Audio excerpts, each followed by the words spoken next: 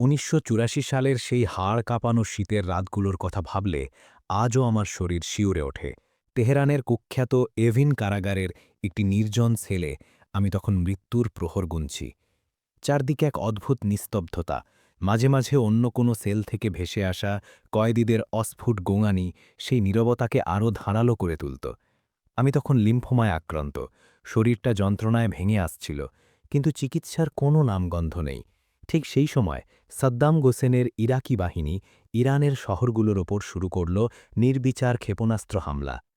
শহরের বুকে আছড়ে পড়া ক্ষেপণাস্ত্রের প্রচণ্ড গর্জনে কারাগারের দেয়ালগুলো কেঁপে উঠত। আমি বিছানায় বসে ভাবতাম, যদি একটি ক্ষেপণাস্ত্র সরাসরি এই কারাগারের ওপর পড়ে তবে আমি কি করব?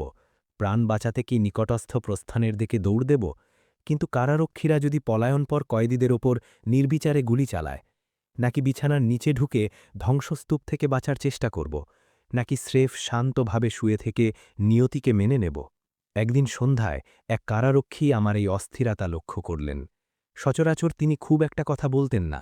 আমার ঘাড়ের একটা গভীর ক্ষত পরিষ্কার করা আর ব্যান্ডেজ বদলে দেওয়াই ছিল তার কাজ। তিনি অনেকটা অনিচ্ছার সঙ্গেই কাজটা করতেন এবং সুযোগ পেলেই মনে করিয়ে দিতেন যে আমার তো ফাঁসি হতেই চলেছে, তবে এত কষ্ট করে ক্ষত সারানোর দরকার কি? কিন্তু সেদিন তিনি যেন একটু নরম হলেন। বিদ্রূপের সুরে বললেন, ভয় পেও না, ক্ষেপণাস্ত্র এই কারাগারে পড়বে না। আর যদি পড়েই যায় তবে আমরা সবাই একসঙ্গেই মরব। ওটাই হবে আমাদের একমাত্র মিল। সেই মুহূর্তটি ছিল বড় অদ্ভুত। যুদ্ধের বিভীষিকা আমাদের দুই চরম শত্রুকে, একজন রক্ষী আর একজন মৃত্যুদণ্ডপ্রাপ্ত আসামিকে একই কাতারে দাঁড় করিয়ে দিয়েছিল। ধ্বংসস্তূপের নিচে একসঙ্গে চাপা পড়ার সম্ভাবনা আমাদের মধ্যে এক ক্ষণস্থায়ী সহমর্মিতা তৈরি করল। তিনি আমাকে দক্ষিণ রণাঙ্গনের গল্প শোনালেন। ইলাকি আগ্রাসন রুখতে গিয়ে কত তরুণ প্রাণ হারিয়েছে, সেই বিভৎস দৃশ্যগুলো তিনি কিছুতেই ভুলতে পারছিলেন না। বিষণ্ণ হাসি নিয়ে তিনি তার ছোট ভাইয়ের কথা বললেন, যে তখন স্বর্গে চলে গেছে। হঠাৎ করেই তিনি বুঝতে পারলেন যে তিনি এক কয়েদির কাছে মনের কথা বলে ফেলছেন, এমন এক কয়েদি যার বিরুদ্ধে অভিযোগ ছিল সেই সরকারকে উৎখাত করার ষড়যন্ত্র করা, যাকে তিনি নিজে রক্ষা করছেন, শুধু অভ্যন্তরীণ শত্রুর বিরুদ্ধেই নয়, বিদেশি আগ্রাসনের বিরুদ্ধেও। আমি গ্রেপ্তার হয়েছিলাম ৩ বছর আগে একটি কট্টরপন্থী মার্ক্সবাদী সংগঠনের সদস্য হওয়ার অপরাধে। আমাদের লক্ষ্য ছিল ইসলামী প্রজাতন্ত্রকে ক্ষমতাচ্যুত করা। বিচারের পর আমার মৃত্যুদণ্ড হয়েছিল এবং আমি দীর্ঘ সময় ধরে সেই দণ্ড কার্যকর হওয়ার অপেক্ষায় ছিলাম। সেই অপেক্ষায় থাকাকালীনই আমার শরীরে ক্যান্সার বাসা বাঁধে। ইলাকি বোমার শব্দ শুনে শুরুতে প্রচণ্ড ধাক্কা খেলেও পরে এক ধরনের নিরাশক্তি আমাকে পেয়ে বসে। আমি জানতাম, হয় ক্যান্সারে, না হয় ফায়ারিং স্কোয়াডে মৃত্যু আমার সুনিশ্চিত। আমার এই শান্তভাবে শুয়ে থাকা দেখে রক্ষীরা ভাবত হয়তো আমি সাদ্দাম হোসেনের হামলাকে স্বাগত জানাচ্ছি, কারণ কারাগার ধ্বংস হলে হয়তো আমার বাঁচার পথ খুলবে। কিন্তু তারা ভুল ভাবছিল। আমি জানতাম, সাদ্দাম হোসেন ইরানের বিপ্লবোত্তর অস্থিতিশীলতার সুযোগ নিয়ে জমি দখল আর তেল ক্ষেত কবজা করতে চাইছেন। ক্ষমতার লড়াইয়ে হয়তো আমি পরাজিত পক্ষে ছিলাম, কিন্তু বিপ্লবের আদর্শ আর মুক্তির রাজনীতির প্রতি আমার বিশ্বাস ছিল অটুট। ইরাকি বাহিনী ১৯৮০ সালের গ্রীষ্মের শেষে ইরানের দক্ষিণ পশ্চিমে অতর্কিত হামলা চালিয়ে বিশাল এলাকা দখল করে নেয়। ২ বছরের রক্তক্ষয়ী যুদ্ধের পর ইরান তাদের এলাকা পুনরুদ্ধার করতে সক্ষম হয়। কিন্তু রণাঙ্গনে পরাজিত হয়ে সাদ্দাম হোসেন ইরানের সাধারণ মানুষের মনোবল ভেঙে দেওয়ার জন্য তেহরানের মতো বড় শহরগুলোতে আক্রমণ শুরু করেন। লক্ষ্য ছিল একটাই, মানুষ যেন অতিষ্ঠ হয়ে নিজেদের সরকারকেই উৎখাত করে এবং যুদ্ধ বন্ধের দাবি তোলে। ১৯৮৪ সালের মাত্র ২ সপ্তাহে ইরাকি বোমা ও ক্ষেপণাস্ত্র হামলায় ৪,৭০০-এরও বেশি মানুষ নিহত এবং ২০,০০০-এরও বেশি বেসামরিক নাগরিক আহত হয়। সেই সময় ইরাক ছিল সোভিয়েত ইউনিয়নের ঘনিষ্ঠ বন্ধু। সোভিয়েতরাই ছিল তাদের মূল অস্ত্র সরবরাহকারী। কিন্তু শীতল যুদ্ধ তুঙ্গে থাকা সত্ত্বেও যুক্তরাষ্ট্র এবং অন্যান্য ন্যাটো সদস্যরা ইরাকি আগ্রাসনকে ইরানের বিপ্লব দমন করার এক সুবর্ণ সুযোগ হিসেবে দেখে। ফরাসিরা সাদ্দামকে তাদের মিরাজ বিমান দিল ইরানের F-14 টমক্যাটগুলোকে মোকাবিলা করার জন্য। জার্মান কোম্পানিগুলো রাসায়নিক অস্ত্র তৈরির জন্য টন টন কাঁচামাল পাঠালো, যা সাদ্দাম পরবর্তীকালে আমেরিকান বেল হেলিকপ্টার ব্যবহার করে সাধারণ মানুষের ওপর প্রয়োগ করেছিলেন। রিগান প্রশাসন শুধু গোয়েন্দা তথ্যই দিল না, বরং বিলিয়ন বিলিয়ন ডলারের অর্থনৈতিক সাহায্য দিয়ে ইরাকের ধসে নামা অর্থনীতিকে রক্ষা করল। আমার সেই ভয়, অর্থাৎ এভেন কারাগারের ধ্বংসস্তূপের নিচে চাপা পড়া সেবার সত্যি হয়নি। কিন্তু যুদ্ধ শেষ হওয়ার পরও ইরানকে অবদমিত করা এবং মধ্যপ্রাচ্যের মানচিত্র নতুন করে আঁকার পরিকল্পনা থমকে যায়নি। ১৯৯১ সালে সোভিয়েত ইউনিয়নের পতনের পর এক মেরুর বিশ্বে আমেরিকার আধিপত্যের বিরুদ্ধে কোনো চ্যালেঞ্জই তারা আর সহ্য করতে পারছিল না। ২০০১ সালের ১১ই সেপ্টেম্বরের হামলার পর ওয়াশিংটন তার মিলিটারি শক্তির এক চরম আস্ফালন দেখাল। ইরান তখনও তাদের তালিকার সবার উপরে ছিল। ২০০৩ সালের মার্চে ইরাক আক্রমণের ঠিক এক সপ্তাহ আগে আমাকে ওয়াশিংটনে ইরান নীতি বিষয়ক একটি কর্মশালায় আমন্ত্রণ জানানো হয়েছিল। আমি তখন সমাজবিজ্ঞানীর অধ্যাপক। ভেবেছিলাম হয়তো ইরানকে যুদ্ধের বাইরে রাখার কোনো উপায় খোঁজা হবে সেখানে। কিন্তু স্টেট ডিপার্টমেন্ট আর কংগ্রেসের কর্মীদের সেই ছোট দলটির আলোচনার মূল বিষয় ছিল বাগদাদ দখলের পর কত দ্রুত আমেরিকান বাহিনী তেহরানের দিকে মার্চ করতে পারবে। তখন ইরানে চলছিল প্রেসিডেন্ট খাতামির সংস্কারপন্থী আমল। খাতামির সভ্যতার সংলাপ এবং সকল ইরানির জন্য ইরান এই স্লোগান নিয়ে ক্ষমতায় এসেছিলেন। কিন্তু ওয়াশিংটন একপ শুনতে প্রস্তুত ছিল না। হোয়াইট হাউসের নব্যনক্য রক্ষণশীল রাজনৈতিক মহল তখন এক উন্মাদনায় মত্ত ছিল। তাদের স্লোগান ছিল, ছেলেরা যায় বাগদাদে আর আসল মুরুষেরা যায় তেহরানে। ইসলামী প্রজাতন্ত্র খুব দ্রুতই বুঝতে পেরেছিল যে টিকে থাকতে হলে তাদের সীমান্তে এক আগুনের বলয় তৈরি করতে হবে, যা আমেরিকা বা ইসরায়েলকে ইরান আক্রমণের আগে দুবার ভাবতে বাধ্য করবে।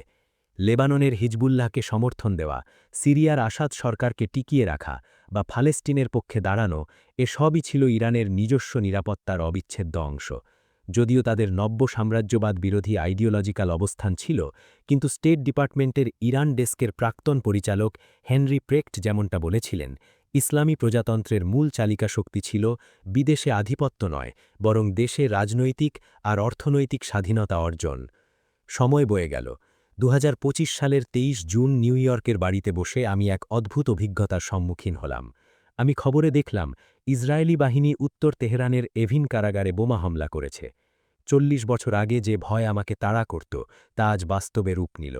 নিজের দেশের একটি কারাগার আক্রান্ত হওয়ায় আমার মধ্যে যে শারীরিক প্রতিক্রিয়া হল, তা আমাকে কয়েকদিন স্তব্ধ করে রাখল। খবর আসতে থাকল ৭৯ জন মানুষ মারা গেছে, যাদের বেশিরভাগই ছিল কারাগারের কর্মী, সমাজকর্মী বা কয়েদিদের সাথে দেখা করতে আসা স্বজনরা। একটি খবর আমাকে বিশেষভাবে নাড়া দিল। বোমা পড়ার পর কয়েদিরা পালানোর বদলে ধ্বংসস্তূপের নিচে চাপা পড়া মানুষদের উদ্ধারে ঝাঁপিয়ে পড়েছিল। উদ্ধার হওয়াদের মধ্যে ইন্টারোগেটর বা জিজ্ঞাসাবাদের দায়িত্বে থাকা কর্মী আর কারারক্ষীরাও ছিল। উদ্ধার পাওয়া ভলান্টিয়ার ডক্টর সাইদা মাকরাম পরে সাংবাদিকদের বলেছিলেন, আমি ধ্বংসস্তূপের নিচে অর্ধমৃত অবস্থায় পড়েছিলাম। কয়েদিরা আমাকে টেনে বের করল, নিরাপদ জায়গায় নিয়ে গেল। তারা আমাকে জল দিল, আমার ভাঙা পা বেঁধে দিল। তারা অনায়াসেই পালিয়ে যেতে পারত, কিন্তু তারা তা করেনি। একজন কয়েদি আমাকে বলেছিল, আপনি আমাদের বোন, আমরা আপনাকে একা ফেলে যাব না। এই ঘটনাটি ইরানের একটি জটিল বাস্তবতাকে তুলে ধরে। রাজনৈতিক পন্থীদের আশ্রয়স্থল হিসেবে পরিচিত এই কারাগারের ওপর বিদেশি শত্রুর বোমা হামলা ইরানের অভ্যন্তরীণ বিরোধের সমীকরণকেও জটিল করে। সাধারণ মানুষের ওপর রাষ্ট্রের দমনপীড়ন থাকলেও বিদেশি আগ্রাসনের মুখে ইরানের মানুষ বারবার এক অভূতপূর্ব সংহতি দেখিয়েছে। ইসরায়েলের এই আক্রমণ ছিল উস্কানিফিন।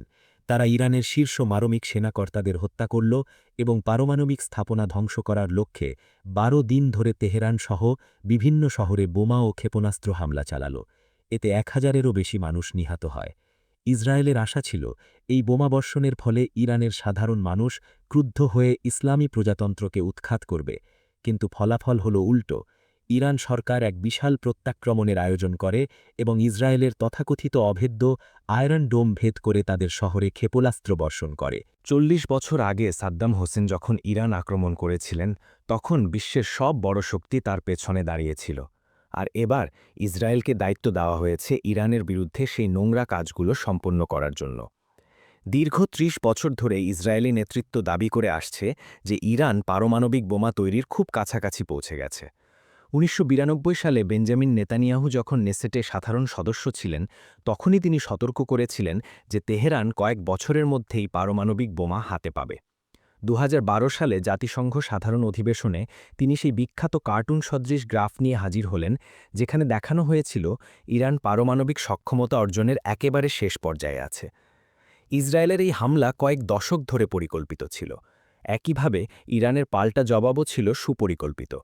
ক্ষমতায় আসার পর থেকেই ইসলামী প্রজাতন্ত্র তাদের দমনমূলক নীতি আর নাগরিক স্বাধীনতার ওপর নিষেধাজ্ঞাকে বহিরাগত হুমকির হাত থেকে দেশকে রক্ষার অজুহাত হিসেবে ব্যবহার করে আসছে।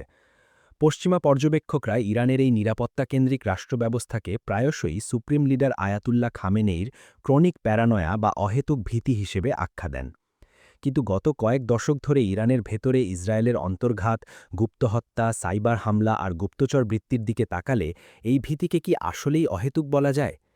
যখন ইসরায়েল সরাসরি ইরানের সুপ্রিম লিডারকে হত্যার হুমকি দেয় এবং ইরানি প্রশাসনের উচ্চস্তরে তাদের অনুপ্রবেশের কথা জাহির করে, তখন সমাজকে কঠোর নিরাপত্তার চাদরে মুড়ে দেওয়া কি কেবলই এক একনায়কের মানসিক রোগ?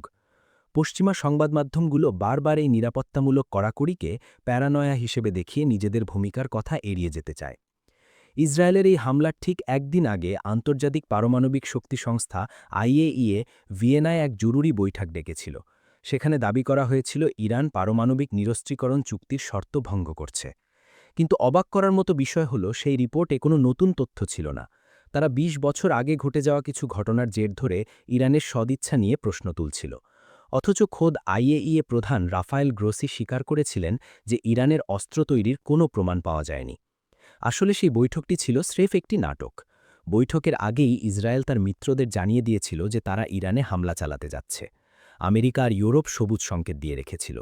সেই সময় ইরান আর আমেরিকা ওমানে বসে একটি নতুন চুক্তির ব্যাপারে আলোচনা করছিল। তাদের কয়েক দফা বৈঠকও হয়েছিল। ঠিক যখন পরবর্তী বৈঠকের সময় ঘনিয়ে এলো, তখনই ইসরায়েল তেহরানে হামলা চালাল। ইরাক যুদ্ধের সময় যেমন আন্তর্জাতিক জোট সাদ্দামকে সাহায্য করেছিল, এবারও ইসরায়েলকে সহায়তা দিল আমেরিকা আর তার মিত্ররা। কাতার থেকে আমেরিকার রিফুয়েলিং বিমান উড়ে গেল ইসরায়েলি যুদ্ধবিমানের জ্বালানি ভরতে। ব্রিটিশ আর আমেরিকানরা ইসরায়েলকে বিলিয়ন বিলিয়ন ডলারের অস্ত্র দিল, আর ফরাসিরা ইরানের ক্ষেপণাস্ত্র ঠেকাতে ইসরায়েলকে সাহায্য করল। ইরানিদের মনে তখন ফিলিস্তিনে ইসরায়েলি গণহত্যার স্মৃতি টাটকা ছিল। তেহরানে বোমা পড়ার দৃশ্য তাদের কাছে গাজার ধ্বংসলীলার কথা মনে করিয়ে দিচ্ছিল। ইরানিরা জানত যে ইসরায়েলিদের যুদ্ধপরাধের কোনো সীমা নেই। ইসরায়েল এবং তাদের আমেরিকান মদতদাতারা চেয়েছিল ইরানিরা যেন গাজার ভয়াবহতা কল্পনা করে ভয়ে আত্মসমর্পণ করে। তারা আশা করেছিল এই হামলার সুযোগে ইরানের ভেতরের আর বাইরের বিরোধীরা একজোট হয়ে বিপ্লব ঘটিয়ে দেবে। এভিন কারাগারে বোমা ফেলা ছিল সেই কল্পবিলাসেরই অংশ। তারা ভেবেছিল কারাগারের গেট ভেঙে মানুষ বন্দীদের কাঁধে নিয়ে বিজয় উল্লাস করবে, যেমনটা হয়েছিল বাস্তিল দুর্গের পতনের সময়। বিদেশে থাকা অনেক ইরানি বিরোধী নেতাই যুদ্ধের জন্য ইসলামী প্রজাতন্ত্রকেই দায়ী করেছেন। তাদের মধ্যে কেউ কেউ আছেন যারা শাহের রাজতন্ত্র ফিরিয়ে আনার স্বপ্ন দেখেন, আবার কেউ কেউ আমেরিকার স্বার্থ রক্ষা করতে পারে এক এক গণতান্ত্রিক পরিবর্তনের আশা করেন। শাহের ছেলে রেজা পাহলভি নিজেকে সরাসরি আমেরিকা আর ইসরায়েলের মিত্র হিসেবে ঘোষণা করেছেন। তারা জানেন যে আমেরিকার ইরানে একজন অনুগত সেবক প্রয়োজন, আর তারা নিজেদের শ্রেষ্ঠ বিকল্প হিসেবে প্রমাণ করতে মরিয়া। কিন্তু ইরানের ভেতরের পরিস্থিতি এত সহজ নয়। যারা নিজেদের সরকারের সমালোচনা করেন বা সরকারের উপর বিরক্ত, তারাও ইসরায়েলের এই সহিংস হস্তক্ষেপকে স্বাগত জানাননি। কারণ ইসরায়েলের মতো একটি ধর্মতান্ত্রিক রাষ্ট্র যখন বাইবেলের দোহাই দিয়ে অন্যের জমি দখল করে, কিংবা মিশর বা সৌদি আরবের মতো স্বৈরাচারী দেশগুলো যখন ইরানের গণতন্ত্র নিয়ে কথা বলে, তখন ইরানের মানুষের কাছে এটা হাস্যকর মনে হয়। যারা মনে করেন পশ্চিমা গণতন্ত্র ইরানে শান্তি আনবে, তারা আসলে দেখেন না কিভাবে আমেরিকা মানবাধিকারকে একটি হাতিয়ার হিসেবে ব্যবহার করে নিজের প্রভাব বিস্তার করে, অথচ নিজের মিত্রদের অপরাধের বেলা ঠিকই চোখ বন্ধ করে থাকে। গাজা গণহত্যা শুরু হওয়ার পর এই দ্বিমুখী নীতি ইরানিদের কাছে আরও পরিষ্কার হয়ে উঠেছে। অধিকাংশ আমেরিকান বিশ্বাস করেন যে তাদের দেশ বিশ্বের মঙ্গলের জন্য কাজ করে এবং বাকি বিশ্বকে নেতৃত্ব দেওয়ার নৈতিক অধিকার তাদের আছে। অনেক ইরানি বিরোধী পলিটিকও এই আমেরিকান মিথ বিশ্বাস করেন। অথচ ৭০-এর দশকের ইরানি বিপ্লবীরা ছিলেন ঘোর সাম্রাজ্যবাদ বিরোধী। তাদের কাছে ভিয়েতনাম, কম্বোডিয়া, ফিলিস্তিন বা দক্ষিণ আফ্রিকার মুক্তি সংগ্রাম ছিল নিজেদের সংগ্রামের মতোই গুরুত্বপূর্ণ। তারা জানতেন শাহের স্বৈরাচার আর মধ্যপ্রাচ্যে আমেরিকার সামরিক লালসা এক মুদ্রার এপিঠ আর ওপিঠ। ইরানের ভূরাজনৈতিক সংঘাত আর সামাজিক ন্যায়বিচারের প্রশ্ন দুটি সবসময়ই একে অপরের সাথে জড়িয়েছিল। কিন্তু সাম্প্রতিক সময়ে ইরানের ভেতরের আর বাইরের অনেক সমালোচক এই বিশ্বজনীন লড়াই থেকে নিজেদের সরিয়ে নিয়েছেন। তারা শুধু ইসলামী প্রজাতন্ত্রের অভ্যন্তরীণ নিপীড়নের দিকেই মনোযোগ দিচ্ছেন। তাদের এই ক্ষোভের কারণ যথেষ্ট যৌক্তিক, কিন্তু তারা একটি বড় চিত্র দেখতে ব্যর্থ হচ্ছেন। ইসরায়েল যখন নীল নদ থেকে ফোরাত পর্যন্ত একটি বিশাল সাম্রাজ্য গড়ে তোলার স্বপ্ন দেখে, তখন ইরানের স্বার্থ আর এই আগ্রাসী লক্ষ্যগুলো সরাসরি সংঘর্ষে লিপ্ত হয়। ইরানের রিফর্মিস্টরা বা সংস্কারবাদীরা ২০১০-এর দশকের শুরুতে স্লোগান তুলেছিলেন, না গাজা না লেবানন, জানাম ফেদায়ে ইরান, অর্থাৎ গাজা বা লেবাননের জন্য নয়, আমার প্রাণ শুধু ইরানের জন্য। তাদের যুক্তি ছিল ইরান কেন দেশের সম্পদ হিজবুল্লাহ বা বাশার আল আসাদের রক্ষায় খরচ করবে। কিন্তু তারা এই সত্যটি বুঝতে ব্যর্থ হয়েছিলেন যে ইরানের জাতীয় স্বার্থ যতক্ষণ ইসরায়েল বা আমেরিকার স্বার্থের সাথে মিলবে না, ততক্ষণ ইরানে যে ধরনের সরকারই থাকুক না কেন তাকে পশ্চিমা বিশ্বের শয়তান হিসেবেই চিত্রায়িত করা হবে। ইরান সরকার সবসময়ই এই যুক্তি দিয়ে আসছে যে তারা দামেস্ক, বাগদাদ বা বৈরুতের রাস্তায় লড়াই করছে যাতে তেহরানের রাস্তায় লড়াই করতে না হয়। হিজবুল্লার প্রধানদের হত্যা বা গাজার ফিলিস্তিনিদের ওপর নির্মম হামলার পর ইরানের সেই যুক্তি এখন সাধারণ মানুষের কাছে অনেক বেশি গ্রহণযোগ্য মনে হচ্ছে। আসলে ইরানকে অবনমিত করা এবং তাদের পশ্চিমা শক্তির অনুগত হতে বাধ্য করাই হল আমেরিকার মধ্যপ্রাচ্য নীতির মূল ভিত্তি। ১৯৭৯ সালের বিপ্লবের পর পাহলভি রাজতন্ত্রের পতনের মাধ্যমে যে নতুন সমীকরণ তৈরি হয়েছিল, আমেরিকা তাকে শুরু থেকেই ধ্বংস করতে চেয়েছে। মোহাম্মদ রেজা শাহ পাহলভি ছিলেন মধ্যপ্রাচ্যে আমেরিকার এক শক্তিশালী স্তম্ভ। সচরাচর আমাদের এই সম্পর্কের গল্প শোনানো হয় ১৯৭৯ সালের জিম্মি সংকট দিয়ে, কিন্তু আমার মতো যারা ৭০-এর দশকে বড় হয়েছে তাদের কাছে আমেরিকার নাম মানেই হল ১৯৫৩ সালের সেই অভ্যুত্থান, যেখানে সিআইএ আর ব্রিটিশ গোয়েন্দা সংস্থা মিলে ইরানের ডেমোক্রেটিকলি নির্বাচিত প্রধানমন্ত্রী মোহাম্মদ মোসাদ্দেককে ক্ষমতাচ্যুত করেছিল। মোসাদ্দেকের অপরাধ ছিল তিনি ইরানের তেল সম্পদ জাতীয়করণ করেছিলেন। তখন ইরানের মাত্র ২০% ভাগ ইরান পেত, বাকি সব নিয়ে যেত ব্রিটিশরা। তেল শ্রমিকরা দিনে মাত্র ৫০ সেন্ট মজুরি পেতেন, কোনো ছুটি বা ইমা ছিল না। মোসাদ্দেক ভেবেছিলেন হয়তো আমেরিকা ইরানের এই ন্যায্য দাবিতে সমর্থন দেবে, কিন্তু তিনি ভুল করেছিলেন। শীতল যুদ্ধের সেই সময় আমেরিকা মনে করেছিল মোসাদ্দেকের উদারপন্থা কমিউনিস্টের পথ করে দেবে, তাই সিআইএ তাদের গোপন অপারেশন অ্যাজ্যাক্সের মাধ্যমে মোসাদ্দেককে সরিয়ে দিয়ে শাহকে আবার তখ্তে বসান। এরপর আরও ২৫ বছর শাহ ইরান শাসন করেন, যাকে ইরানিরা স্বৈরাচারের অন্ধকার যুগের নামে চেনে। পশ্চিমা সংবাদমাধ্যমগুলো জিম্মি সংকট দিয়ে ইতিহাস শুরু করে দেখাতে চায় যে ইরানিরা অযৌক্তিকভাবে আমেরিকাকে ঘৃণা করে, কিন্তু সমালোচকরা রসকরি করে বলেন ইসলামী প্রজাতন্ত্রের আসল অপরাধ হল তারা ইরানকে আমেরিকার সামরিক ঘাঁটিগুলোর খুব কাছে নিয়ে এসেছে। বাহরাইন, কাতার, কুয়েত, জর্ডান, সৌদি আরব, চারদিকে আজ আমেরিকার ৪০,০০০-এরও বেশি সৈন্য আছে। ২০২৫-এর এই হামলা আসলে সেই ১৯৫৩ সালের অসমাপ্ত লড়াইয়েরই অংশ। এখন মুখোশ খুলে গেছে, সামনে চলে এসেছে এক নগ্ন যুদ্ধের বাস্তবতা। ১৯৮৫ সালে আমার মৃত্যুদণ্ড রদ হবার পর আমি চিকিৎসার প্যারোল পেয়ে ইরান ছাড়তে সক্ষম হই। স্ট্যানফোর্ড ইউনিভার্সিটি হাসপাতালে আমার চিকিৎসা হয়। পরে আমি পড়াশোনায় ফিরে যাই এবং একজন গবেষক হিসেবে ইরানের বিপ্লব এবং এর পরিণতি নিয়ে গত ৩ দশক ধরে কাজ করে আসছি। এই দীর্ঘ সময়ে ইরানে অনেক আশার আলো দেখেছি, আবার দেখেছি গভীর হতাশা আর মোহভঙ্গের কাল।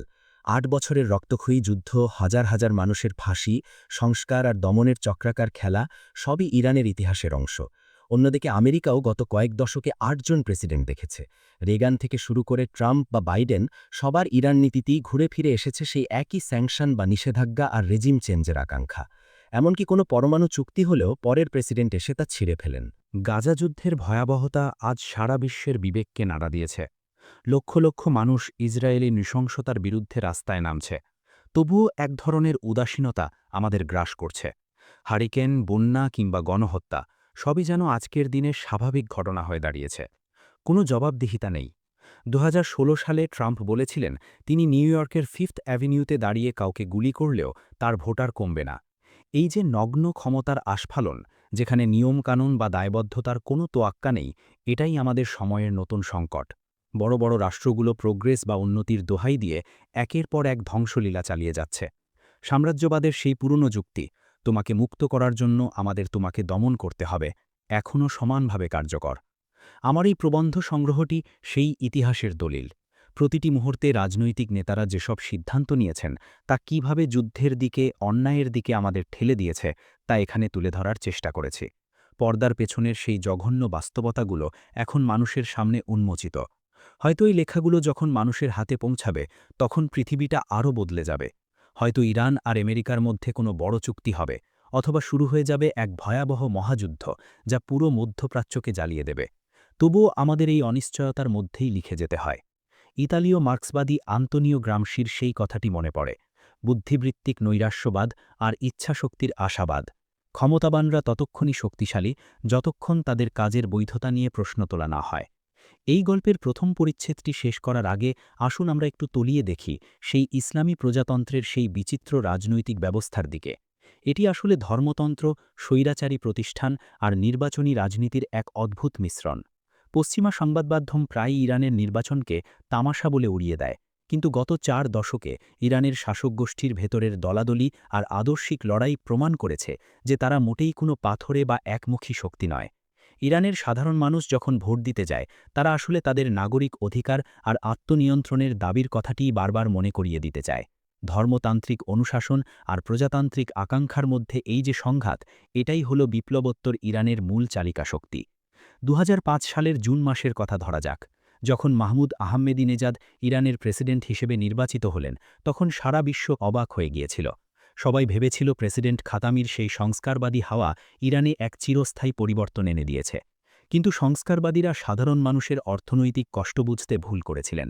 খাতামির সময়ে নাগরিক স্বাধীনতা বাড়লেও গরিব মানুষের জীবনযাত্রার মান খুব একটা উন্নত হয়নি। আহমেদিনেজাদ ঠিক সেই জায়গাটি ধরলেন। তিনি দুর্নীতির বিরুদ্ধে যুদ্ধের কথা বললেন, সম্পদের সুষম বণ্টনের কথা বললেন। আর এই পপুলিজম বা জনমোহিনী রাজনীতিই তাকে ক্ষমতা এনে দিল। অন্যদিকে সংস্কারবাদীরা ব্যস্ত ছিলেন উচ্চবিত্ত আর শিক্ষিত মধ্যবিত্তের দাবি দাওয়া নিয়ে। তারা ভুলেই গিয়েছিল যে ইরানের একটা বিশাল অংশ হল সেই নিম্নবিত্ত মানুষ, যাদের কাছে বাক স্বাধীনতার চেয়ে রুটি-রুজি অনেক বেশি জরুরি। আমেরিকান সংবাদমাধ্যমগুলো এই নির্বাচনকেও অর্থহীন বলে বলেছিল, কিন্তু তেহরানের রাস্তায় যে উৎসাহ আর উদ্দীপনা দেখা গিয়েছিল, তা কোনো অর্থহীন পদের জন্য হতে পারে না। অনেক প্রবাসী ইরানীয় ভোট বর্জনের ডাক দিয়েছিলেন। তাদের যুক্তি ছিল এই ব্যবস্থায় অংশগ্রহণ মানেই একে বৈধতা দেওয়া। কিন্তু ৬৩% ভোটার যখন কেন্দ্রে উপস্থিত হলেন, তখন সেই বয়কটের ডাক অসাড় হয়ে গেল। আসলে জমতন্ত্র কোনো তৈরি করা জিনিস নয় যে কেউ এনে হাতে ধরিয়ে দেবে। এটি একটি নিরন্তর লড়াই। ইরানে গার্ডিয়ান কাউন্সিল হয়তো অনেক যোগ্য প্রার্থীকে অযোগ্য ঘোষণা করে, কিন্তু যারা লড়াইয়ে টিকে থাকেন তাদের মধ্যে প্রতিযোগিতাটা মোটেও মেকি নয়। সেই নির্বাচনে হাশেমি রাফানজানির মতো বাঘা বাঘা রাজনীতিবিদ পরাজিত হয়েছিলেন। সংস্কারপন্থীরা তাদের প্রার্থী মোস্তফা মঈনের হয়ে অনেক হাঁকডাক করেছিলেন, কিন্তু তিনি ১৪% ভোট পেয়ে ছিটকে গেলেন। এমনকি ক্লাব হাশেমির নামে উত্তর তেহরানের তরুণদের যে নাচগান আর উৎসব হয়েছিল, তাও সাধারণ মানুষের মন জয় করতে পারেনি। উল্টো সাধারণ মানুষ ভেবেছিল এরা সবাই দুর্নীতির অংশীদার। ইরানের রাজনীতি প্রায়শই এই অভিজাত লড়াই আর গণবিস্ফোরণের মাঝখানে দুলতে থাকে। আহমেদিনেজাদের জয় থেকে একটা বড় শিক্ষা পাওয়ার ছিল। সংস্কার মানেই শুধু পশ্চিমা বিশ্বের সাথে ভালো সম্পর্ক কিংবা ব্যক্তিগত স্বাধীনতা নয়। সাধারণ মানুষের কাছে সংস্কারের মানে হল সামাজিক ন্যায়বিচার আর বৈষম্য থেকে মুক্তি। খাতামির সময়ে যখন নব্য উদারনৈতিক অর্থনৈতিক নীতি অনুসরণ করা হচ্ছিল, তখন বিশ্বব্যাংক আর আইএমএফের শর্ত মানতে গিয়ে ভর্তুকি কমানো হয়েছিল। এর ফলে গরিব মানুষ চরম ভোগান্তিতে পড়ে। আহমেদিনেজাদ সেই ক্ষোভের পুঁজি করলেন। ইরানি রাজনীতিতে একটা চমৎকার প্রবাদ আছে, যারা একই সাথে বিপরীতমুখী দুটো জিনিস পেতে চায় তাদের বলা হয় তারা গাধা এবং খেজুর দুটোই চায়। ২০০৬ সালের মৌরসভা নির্বাচনের সময় এই প্রবাদটি ইরানের রাজনীতিতে খুব প্রাসঙ্গিক হয়ে উঠেছিল। একদিকে ছিল কট্টরপন্থীদের দমনমূলক শাসন, অন্যদিকে ছিল একদল মানুষ যারা মনে করত নির্বাচন বয়কট করাই হল প্রতিবাদের একমাত্র পথ। কিন্তু ইতিহাস বলে বয়কট বা নিষ্ক্রিয়তা কখনো সুফল আনে না। ২০০৬ সালের ডিসেম্বরে যখন ইরানের মানুষ আবার ভোট দিতে গেল, তারা প্রমাণ করল যে শত বাধা সত্ত্বেও তারা তাদের নাগরিক অধিকার ছাড়তে রাজি নয়।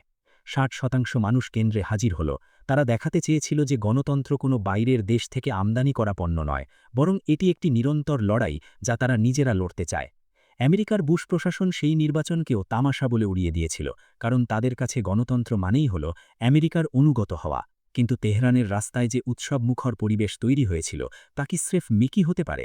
সাধারণ মানুষ বলেছিল, আমরা ভোট দিচ্ছি এটা প্রমাণ করতে যে আমরা বিদেশি হস্তক্ষেপ চাই না, আমরা আমাদের নিজেদের ভাগ্য নিজেরা গড়তে চাই। এখন প্রশ্ন উঠতে পারে, কেন এই সাধারণ মানুষগুলো বারবার পশ্চিমা বিশ্বের উপর এতটা বীতশ্রদ্ধ? কেন তারা তাদের সরকারের কঠোর নীতির মধ্যেও নিজেদের সার্বভৌমত্বের প্রশ্নে আপোস করে না? এর উত্তর খুঁজতে আমাদের একটু পেছনের দিকে তাকাতে হবে, বিশেষ করে ইরানের পারমাণবিক কর্মসূচি আর তাকে ঘিরে তৈরি হওয়া সেই তথাকথিত সংকটের দিকে।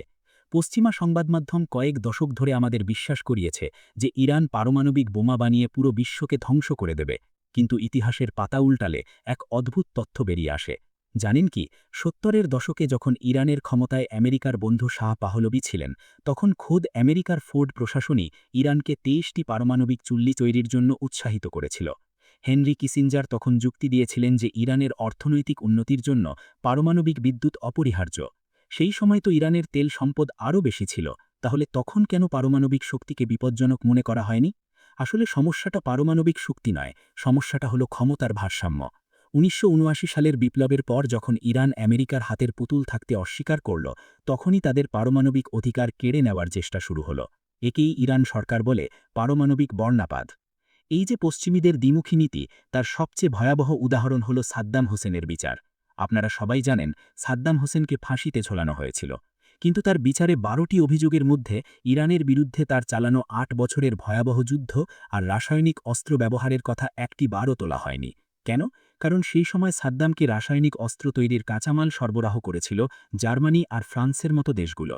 আমেরিকার গোয়েন্দা সংস্থা সিআইএ জানত যে সাদ্দাম ইরানি সৈন্য আর সাধারণ মানুষের উপর বিষাক্ত গ্যাস ছাড়ছে, কিন্তু তারা শুধু চুপই ছিল না, বরং স্যাটেলাইট ইমেজের মাধ্যমে সাদ্দামকে ইরানি সৈন্যদের অবস্থান জানিয়ে সাহায্য করেছিল। রোনাল্ড রিগান তার নথিতে লিখেছিলেন, ইরানের জয় কোনোভাবেই মেনে নেওয়া হবে না।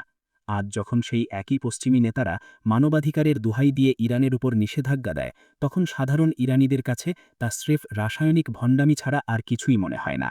সময়ের সাথে সাথে আমেরিকার রাজনীতিতেও অনেক পরিবর্তন আমরা দেখেছি। ২০০৮ সালে যখন বারাক ওবামা আশা আর পরিবর্তনের স্লোগান দিয়ে ক্ষমতায় এলেন, তখন অনেক ইরানি ভেবেছিল এবার হয়তো যুদ্ধের দামামা থামবে। ওবামা ইরানের সাথে পারমাণবিক চুক্তি জেসিপিওএ করলেন, কিন্তু ওয়াশিংটনের সেই লোহার খাঁচা থেকে তিনি বের হতে পারলেন না। ওয়াশিংটনের রাজনীতি নিয়ন্ত্রণ করে একদল এলিট আর কর্পোরেট লবিস্ট, যাদের কাছে অস্ত্র ব্যবসা আর মধ্যপ্রাচ্যে অস্থিরতা জিয়ে রাখাটাই সবচেয়ে লাভজনক। ডোনাল্ড ট্রাম্প ক্ষমতায় এসেই ওবামার সেই চুক্তি ছিঁড়ে ফেললেন এবং ইরানের ওপর সর্বোচ্চ চাপ প্রয়োগ শুরু করলেন। ট্রাম্পের এই জেদি আর একতরফা নীতি আসলে প্রমাণ করল যে আমেরিকার রাজনৈতিক প্রতিশ্রুতি কতটা ভঙ্গুর। আমেরিকার এই অভ্যন্তরীণ অস্থিরতার প্রভাব কিন্তু শুধু ইরানের ওপর পড়েনি, খোদ আমেরিকার সমাজকেও তা ক্ষতবিক্ষত করেছে। আমরা দেখেছি কিভাবে বর্ণবাদ আর সাম্রাজ্যবাদ একই হায়দ্রা দানবের দুটি মাথা হিসেবে কাজ করে। জর্জ ফ্লয়েডের হত্যাকাণ্ড আর ব্ল্যাক লাইভস ম্যাটার আন্দোলন আমাদের দেখিয়েছে যে আমেরিকা বাইরে গিয়ে যখন অন্য জাতিকে দমন করে, তার সেই হিংস্র রূপটি ঘরের ভেতরেও প্রকাশ পায়। আমেরিকার পুলিশ যেভাবে কৃষ্ণাঙ্গদের ওপর নির্যাতন চালায়, তার সাথে আমেরিকার সেনাবাহিনীর বিদেশের মাটিতে চালানো অত্যাচারের এক গভীর যোগসূত্র আছে। ভিনসেন্ট বিভেন্স তার জাকার্তা মেথড বইতে দেখিয়েছেন কিভাবে ৬০-এর দশকে ইন্দোনেশিয়ায় লক্ষ লক্ষ মানুষকে হত্যার ছক কষেছিল সিআইএ, আর সেই একই নকশা পরে ল্যাটিন আমেরিকায় ব্যবহার করা হয়েছে। এই যে একপেশে ক্ষমতা আর নিষেধাজ্ঞার রাজনীতি, তা ইরানকে এক কঠিন কোণে ঠেলে দিয়েছে। যখনই কোনো দেশ পশ্চিমা দুনিয়া থেকে বিচ্ছিন্ন হয়, তখনই তার বিকল্প খোঁজার প্রয়োজন পড়ে। আর এখানেই শুরু হল ইরানের পূর্বমুখী নীতি বা ইস্ট বাউন্ড পলিসি। ২০২০ সালে ইরান আর চীন এক ঐতিহাসিক ২৫ বছর মেয়াদী দীর্ঘমেয়াদী বাণিজ্য চুক্তিতে সই করল। চীনের জন্য মধ্যপ্রাচ্যে নিজেদের প্রভাব বিস্তার আর তেলের সরবরাহ নিশ্চিত করা যেমন জরুরি ছিল, ইরানের জন্য টিকে থাকার জন্য চীনের $৪০০ বিলিয়ন বিনিয়োগ ছিল এক পরম ভরসা। এটি ছিল আমেরিকার বিশ্ব আধিপত্যের উপর এক বিশাল চপেটাঘাত। জো বাইডেন ক্ষমতায় আসার পর অনেকে আশা করেছিলেন তিনি হয়তো ট্রাম্পের ভুল শুধরে নেবেন, কিন্তু বাইডেন প্রশাসনও এক অদ্ভুত অরওয়েলিয়ান নীতি গ্রহণ করল। তারা দাবি করল ইরানকে আগে সব শর্ত মানতে হবে, অথচ চুক্তিটি ভঙ্গ করেছিল স্বয়ং আমেরিকা। ইরানের তৎকালীন পররাষ্ট্রমন্ত্রী জাভেদ জারিফ টুইট করেছিলেন, আমেরিকা চুক্তি ভেঙেছে কোনো কারণ ছাড়াই, এখন তাদেরই সেটা মেরামত করতে হবে। এই যে অস্থার সংকট, তা মধ্যপ্রাচ্যকে এক দীর্ঘস্থায়ী যুদ্ধের দিকে ঠেলে দিচ্ছে। নিষেধাজ্ঞা বা স্যাংশন কখনোই সাধারণ মানুষের উপকারে আসেনি। ইরানে নিষেধাজ্ঞা বরং সমাজকে আরও বেশি নিরাপত্তা কেন্দ্রিক করে তুলেছে, সিভিল সোসাইটিকে দুর্বল করেছে, আর দুর্নীতিবাজ এক শ্রেণীর মানুষের পকেট ভারী করেছে, যারা চোরা পথে ব্যবসা করে। এই অস্থির সময়ের মধ্যেই ইরানের ভেতরে এক গভীর নীরব পরিবর্তনের হাওয়া বইছিল। গত ৪ দশকে ইসলামী প্রজাতন্ত্র যে ধরনের সমাজ গঠনের স্বপ্ন দেখিয়েছিল, তার ফল হয়েছে সম্পূর্ণ উল্টো। আমরা ইরানি সমাজবিজ্ঞানী হালে লাজওয়ার্দির কথা বলতে পারি, যিনি তার গবেষণায় দেখিয়েছেন কিভাবে বিপ্লবোত্তর ইরানিরা, বিশেষ করে নারীরা, নিজেদের ভাগ্য নির্ধারণে সচেতন হয়ে উঠেছেন। লাজওয়ার্দি মনে করতেন বিপ্লব হয়তো মানুষের প্রতিদিনের জীবনকে একঘেয়ে করে দিয়েছে, কিন্তু তা মানুষকে এক অদ্ভুত সার্বভৌম চেতনা দিয়েছে। বিপ্লবীরা চেয়েছিল এক বিশেষ ধরনের ইসলামী মানুষ তৈরি করতে, যারা রাষ্ট্রের অনুগত থাকবে, কিন্তু তার বদলে তৈরি হলো এক সচেতন নাগরিক সমাজ, যারা নিজেদের অধিকার নিয়ে প্রশ্ন তুলতে শুরু করল। নিষেধাজ্ঞা আর রাষ্ট্রীয় দমনের জাঁতাকলে পড়ে ইরানি সমাজ এখন এমন এক সন্ধিক্ষণে দাঁড়িয়ে আছে, যেখানে প্রতিটি পদক্ষেপই যেন ক্ষুরধারের ওপর দিয়ে হাঁটা। রাষ্ট্রের কঠোর আইন আর সাধারণ মানুষের ব্যক্তি স্বাধীনতার আকাঙ্ক্ষার মধ্যে যে সংঘাত তা আজ এক বিস্ফোরক রূপ নিয়েছে। কিন্তু এই সংঘাত কি কেবল অভ্যন্তরীণ?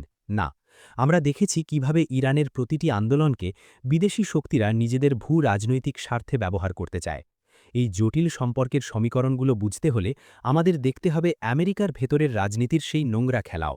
কিভাবে ২০২৪-এর নির্বাচনে ডেমোক্র্যাটরা তাদের এলিট মানসিকতার কারণে সাধারণ মানুষ থেকে বিচ্ছিন্ন হয়ে পড়ল, আর ডোনাল্ড ট্রাম্প আবারও এক অ্যান্টি এস্টাবলিশমেন্ট নায়ক হিসেবে আবির্ভূত হলেন।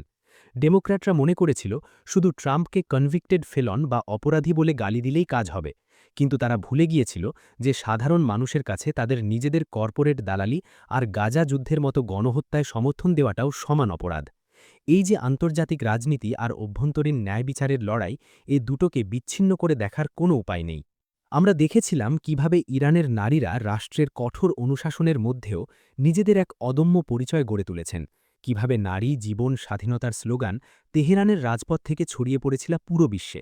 কিন্তু ২০২৬-এর এই বসন্ত ইরানের জন্য নিয়ে এলো এমন এক প্রলয়ঙ্করী বিপর্যয় যা গত ৪ দশকের সমস্ত সমীকরণকে উলটপালট করে দিয়েছে। আজ আমি আপনাদের শোনাব সেই তৃতীয় আরোপিত যুদ্ধের রোমহর্ষক ও মর্মান্তিক কাহিনী, যা শুরু হয়েছিল ২০২৬-এর ২৮শে ফেব্রুয়ারি।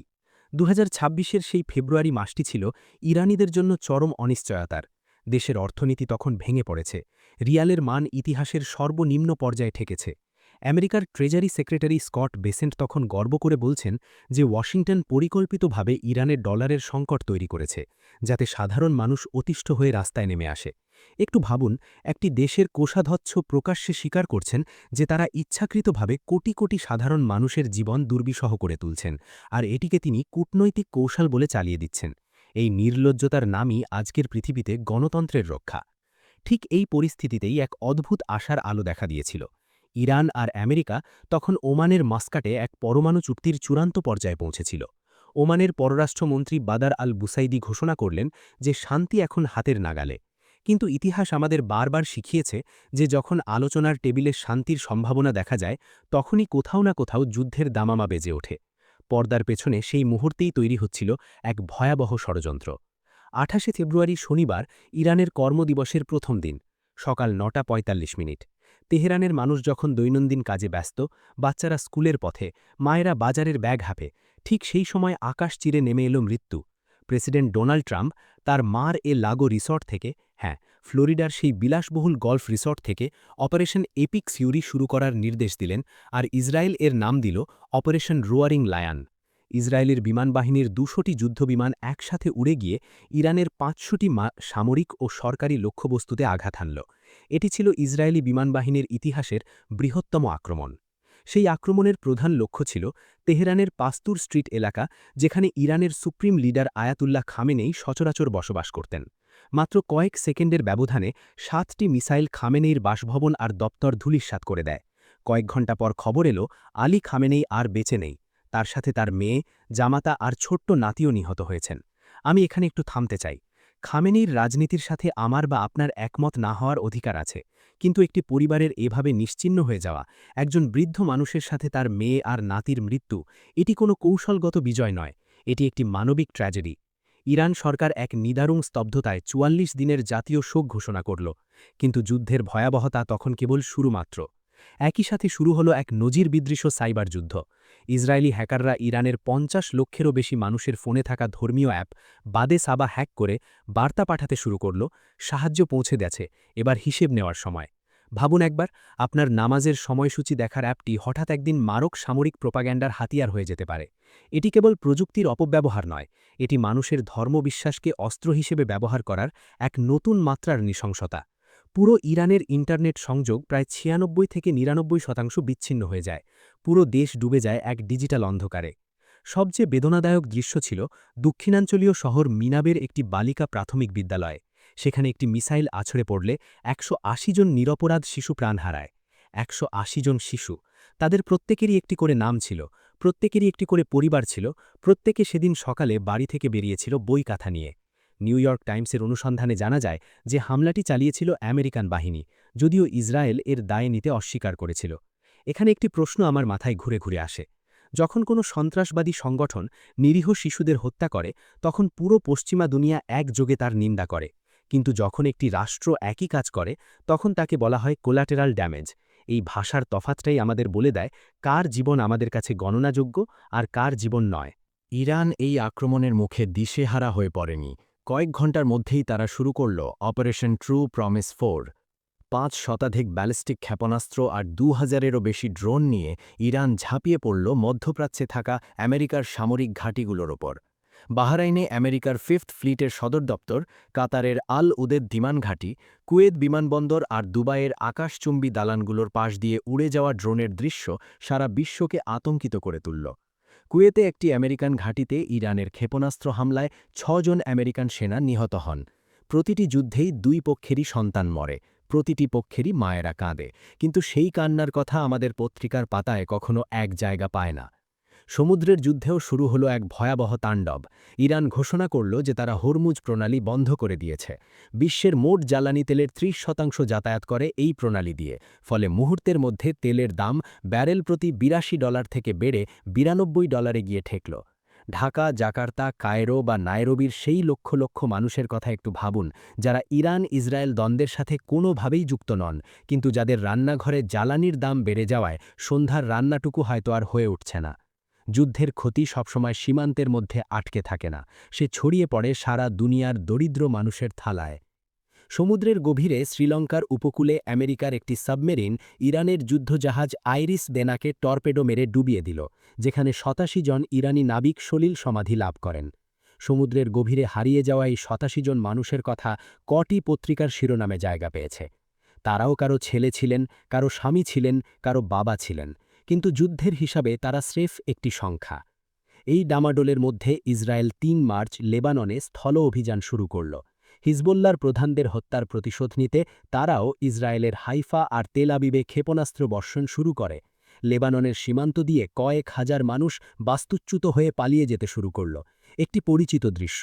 মধ্যপ্রাচ্যের যুদ্ধ মানেই শরণার্থীর স্রোত, যুদ্ধ মানেই ভাঙা বাড়ি, যুদ্ধ মানেই শিশুদের কান্না।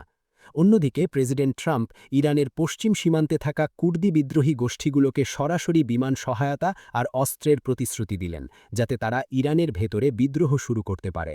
একটি দেশের ভেতরে বিভেদ তৈরি করে সেই বিভেদকে অস্ত্র দিয়ে উস্কে দিয়ে তার ভাঙন ত্বরান্বিত করা, এই কৌশল আমেরিকার বিদেশনীতির বইয়ের একটি পুরনো অধ্যায়। আন্তর্জাতিক রাজনীতিতেও এই যুদ্ধ এক গভীর মেরুকরণ তৈরি করল। রাশিয়া সরাসরি ইরানকে আমেরিকার যুদ্ধজাহাজ আর বিমানের অবস্থান বিষয়ক গোয়েন্দা তথ্য সরবরাহ করতে শুরু করল। চীন ইরানকে ক্ষেপণাস্ত্র তৈরির উপাদান আর আর্থিক সহায়তা দেওয়ার প্রস্তুতি নিল। অন্যদিকে ইউরোপীয় দেশগুলো সাইপ্রাসে তাদের সামরিক শক্তি বৃদ্ধি করল। পৃথিবীটা আবার দুই মেরুতে ভাগ হয়ে যাচ্ছে। হোয়াইট হাউস থেকে ট্রাম্প হুঙ্কার দিলেন, ইরানের বিমানবাহিনী, নৌবাহিনী আর নেতৃত্ব সব শেষ, এখন তাদের নিঃশর্ত আত্মসমর্পণ ছাড়া কোনো পথ নেই। নিঃশর্ত আত্মসমর্পণ, এই শব্দ দুটো মনে করিয়ে দেয় ১৯৪৫ সালের জাপানের কথা, নাগাসাকি আর হিরোশিমার কথা। সেদিনও বলা হয়েছিল যে এই বোমা না ফেললে যুদ্ধ শেষ হতো না। আজও একই যুক্তি, একই ভাষা। এই যে ধ্বংসলীলা আমরা দেখছি, এর মূলে রয়েছে সেই একই পুরনো প্রশ্ন, সার্বভৌমত্ব। আমেরিকা বা ইসরায়েল কখনোই ইরানকে একটি স্বাধীন শক্তি হিসেবে মেনে নিতে পারেনি।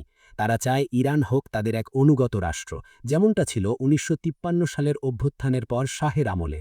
গাজার গণহত্যার পর যখন ইসরায়েল তেহরানের ওপর বোমা ফেলে, তখন ইরানিদের কাছে এটি স্রেফ কোনো সামরিক অভিযান মনে হয় না, এটি মনে হয় এক অস্তিত্ব রক্ষার লড়াই। এই পার্থক্যটা আমাদের বোঝা দরকার। বাইরে থেকে দেখলে দুটি রাষ্ট্রের মধ্যে একটি সামরিক সংঘাত, ভেতর থেকে দেখলে একটি জাতির বেঁচে থাকার সংগ্রাম। এভিন কারাগারের সেই দৃশ্যটির কথা আবার মনে করুন, ২০২৫ সালের সেই রাতে, যেখানে রাজনৈতিক বন্দীরা তাদের রক্ষীদের জীবন বাঁচাতে ধ্বংসস্তূপের নিচে ঝাঁপিয়ে পড়েছিল। তখন সেই কারারক্ষী বলেছিলেন যে যদি বোমা পড়ে তবে আমরা সবাই একসঙ্গেই মরব। সেই মানবিক সংহতি যা শত্রু আর বন্ধুর সীমারেখা মুছে দেয়, সেটাই হলো সেই সার্বভৌম চেতনা যা শত বছরের দমনপীড়নের পরও ইরানিদের মনে অম্লীন রয়েছে। অ্যান্তোনিও গ্রামশির সেই কথার মতো বৈদিক নৈরাজ্যবাদ থাকলেও আমাদের ইচ্ছাশক্তির আশাবাদ নিয়ে বেঁচে থাকতে হয়। গল্পটি যখন আমরা শেষ করছি, তখন তেহরানের আকাশে ক্ষেপণাস্ত্রের ধোঁয়া আর রাজপথে মানুষের কান্নার শব্দ মিলেমিশে এক একাকার হয়ে গেছে। কিন্তু ইতিহাসের এই দীর্ঘ পথচলা আমাদের শিখিয়েছে যে কোনো বোমাবর্ষণ মানুষের মুক্তির আকাঙ্ক্ষাকে চিরতরে মুছে দিতে পারে না। নারী, জীবন, স্বাধীনতা এই স্লোগান আজ গোলার শব্দে ঢাকা পড়েছে, কিন্তু এটি ইরানের প্রতিটি মানুষের হৃদয়ে গেঁথে আছে। সেই মেয়েটির কথা মনে আছে যে বিশ্ববিদ্যালয়ের প্রথম দিন হিজাব ছুঁড়ে ফেলে রাস্তার মধ্যে দাঁড়িয়ে গিয়েছিল? সে আজ কোথায়? তার স্বপ্ন কি এই বোমার ধোঁয়ায় মিলিয়ে গেছে, নাকি সে এখনও কোথাও বেঁচে আছে, অপেক্ষা করছে একটি নতুন ভোরের? বন্ধুরা, ২০২৬ সালের এই সকালটি আমাদের জন্য এক বড় সতর্কবার্তা। ক্ষমতার এই নোংরা খেলায় যখন সাধারণ মানুষ আর শিশুরা বলি হয়, তখন ন্যায়ের প্রশ্নটি সবচেয়ে বড় হয়ে দাঁড়ায়। ইতিহাস কোনো স্থির ছবি নয়, এটি একটি নদীর মতো বয়ে চলে। হয়তো এই ধ্বংসস্তূপ থেকেই একদিন এক নতুন ইরানের জন্ম হবে, যেখানে কোনো দুশ্মন থাকবে না কোনো পারমাণবিক বর্মবাদ, থাকবে শুধু মর্যাদা আর সার্বভৌমত্বের জয়গান। আজ আমি এখানেই শেষ করছি, কিন্তু আপনারা ভুলবেন না মিনাবের সেই ১৮০টি শিশুর কথা, লামার্ডের সেই ১৮টি কিশোরীর কথা, সমুদ্রের গভীরে হারিয়ে যাওয়া সেই ৮৭ জন নাবিকের কথা। তাদের মৃত্যু যদি আমাদের বিবেককে একটুও নাড়া না দেয়, তাহলে আমরা হয়তো আমাদের নিজেদের মানবতার সবচেয়ে বড় পরীক্ষায় ইতিমধ্যে ফেল করে গেছি। ভালো থাকবেন বন্ধুরা, সত্যের সন্ধান করবেন এবং সাহসের সাথে অন্যায়ের বিরুদ্ধে দাঁড়াবেন।